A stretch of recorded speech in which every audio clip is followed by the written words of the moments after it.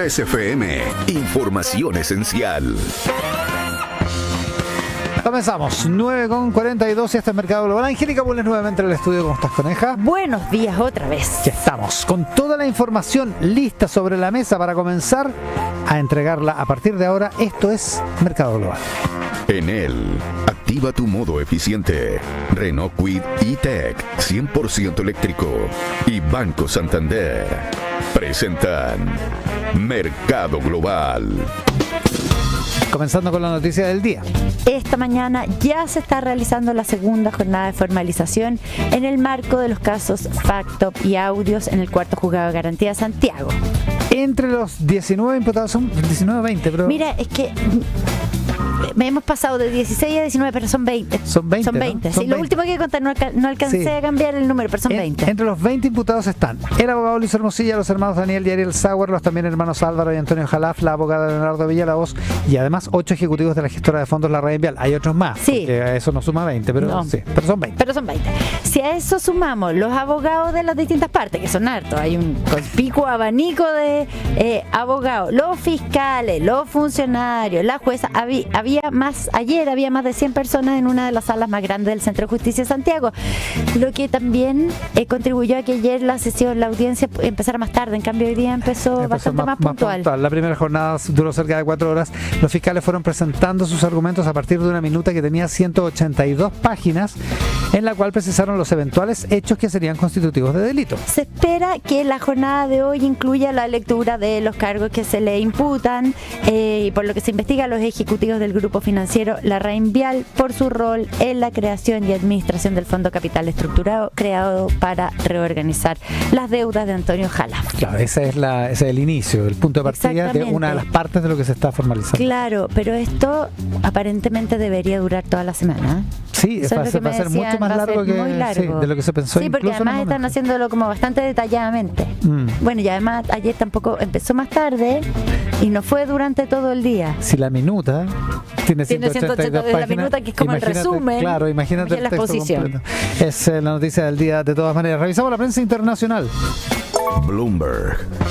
A nivel internacional, esta está siendo una de las noticias del día. Funcionarios chinos están evaluando la opción de que Elon Musk compre las operaciones de TikTok en Estados Unidos, dice Bloomberg, Wow. si es que la empresa no logra evitar la controvertida prohibición de la aplicación en ese país. Los funcionarios de Beijing prefieren que TikTok siga bajo la propiedad de ByteDance, que está impugnando la prohibición inminente con un recurso ante la Corte Suprema de Estados Unidos, que el viernes dio señales de que no habrá retroceso. Esto es por una ley que se presentó en el periodo de Biden para obligar a ByteDance a vender TikTok. Claro. Si es que Por sigue razones de siendo seguridad, derecho. dicen. Entonces, los chinos prefieren vender ByteDance a alguien para que TikTok siga funcionando. Para que TikTok siga funcionando. Entonces, en medio de esto, las autoridades chinas comenzaron a debatir planes de contingencia para TikTok, porque el plazo vence el domingo, como parte de una discusión amplia también sobre cómo trabajar con la nueva administración de Donald Trump. En un escenario que ha sido debatido por el gobierno chino, X de Elon Musk, el antiguo Twitter, asumiría el control de TikTok en Estados Unidos, y administraría los negocios juntos. Con más de 170 millones de usuarios en Estados Unidos, TikTok podría fortalecer los esfuerzos de X para atraer a anunciantes. Es un win-win el negocio. Sí, pero realmente yo leí la noticia y dije, esto ¿cómo los chinos van a estar pensando en venderle a Elon Musk? Pero bueno, todavía no han llegado, dicen que los funcionarios chinos aún no han llegado a un consenso. Tampoco está claro cuánto sabe ByteDance sobre las discusiones del gobierno chino, o si TikTok y Elon Musk han estado involucrados, han tenido algún tipo de conversación. De hecho, recién TikTok negó que sus propietarios chinos estén dispuestos a vender la plataforma para compartir videos, pero el punto es que esto no pasa aparentemente por TikTok. Por la decisión de los Claro, no dueños de de TikTok. ByteDance. Exacto. Un posible acuerdo con uno de los aliados más cercanos al presidente que asume el lunes tiene cierto atractivo para el gobierno chino, que tiene algo que decir sobre si TikTok se vende finalmente, dicen las fuentes. Es la operación en Estados Unidos la que está Exactamente. la que está en Es que discusión, la posibilidad de que TikTok siga funcionando con sus 170 millones de usuarios que tienen en Estados Unidos. El gobierno chino tiene una llamada participación de oro en una filial de ByteDance.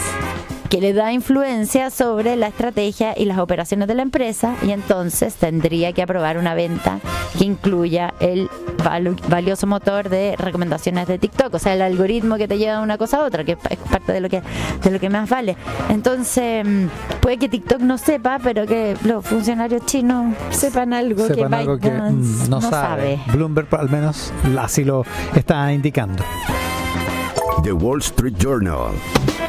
Mientras el fuego consume y consumía parte de Los Ángeles, las tensiones se intensificaron en relación a los equipos de bomberos privados que han sido vistos recorriendo los barrios afectados y combatiendo las llamas para sus clientes. Un residente de Pacific Palisades fue criticado después de ofrecer en X pagar la cantidad que fuera por bomberos privados dispuestos a proteger su casa. También hubo indignación con el ex candidato a la alcaldía de Los Ángeles, Rick Caruso, quien utilizó un equipo de 6 bomberos privados para salvar su centro comercial de lujo en Pacific Palisades, mientras que propiedades cercanas eran destruidas. El propio Caruso se defendió, dijo, esto liberó recursos de la ciudad para ayudar a proteger el área vecina. O sea, me hice cargo. Es buen debate, es un debate bien interesante. La mayoría de los llamados bomberos privados que han aparecido no son contratados por propietarios de casas o negocios, sino que por compañías de seguro, que no quieren pagar los daños, evidentemente. A medida que los incendios se han vuelto más frecuentes y caros para los aseguradores, algunos han contratado equipos de bomberos propios. Estas empresas dicen que sus equipos no favorecen a las propiedades más caras, sino que dan prioridad a los clientes que están más en riesgo, a sus propiedades, y que en general no combaten directamente el fuego, sino que hacen acciones para prevenir que lleguen las llamas hasta esas propiedades. El problema y lo que genera gran controversia es que estas cuadrillas privadas pasan por los barrios con las direcciones de sus clientes en mano y pasan por alto las casas que no tienen esa cobertura. En ese sentido, claro. Que es bien terrible también. Sí, pues es dramático. Para esta casa, esta me la asalto. El tema está en el Wall Street Journal. Financial Times.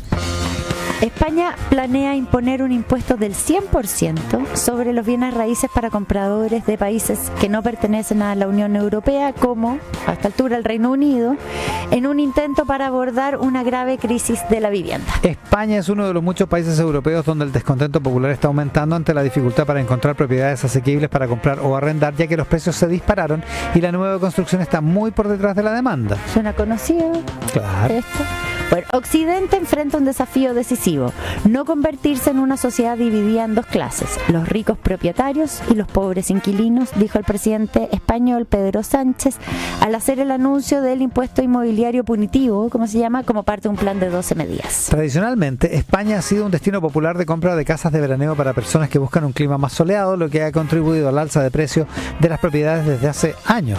Las propuestas del gobierno llegan en un momento en que los precios en lugares que van desde Madrid hasta Mallorca han subido, impulsados por una nueva ola de extranjeros acomodados de Estados Unidos, de México, de Venezuela, que han llegado a sumarse a los británicos, que son los pilares del mercado inmobiliario en algunas partes de la costa española y que ya no son ciudadanos de la Unión Europea producto del Brexit. Entonces van a ser los más descontentos con esta situación. Claro, y ojo, porque por lo que yo sabía, si tú materializas una inversión que puede ser un bien raíz en España de una determinada cantidad de dólares con un umbral de una cantidad de euros, eso te garantizaba que España te diera la residencia. La residencia. Entonces, claro, hay un incentivo para comprar casas.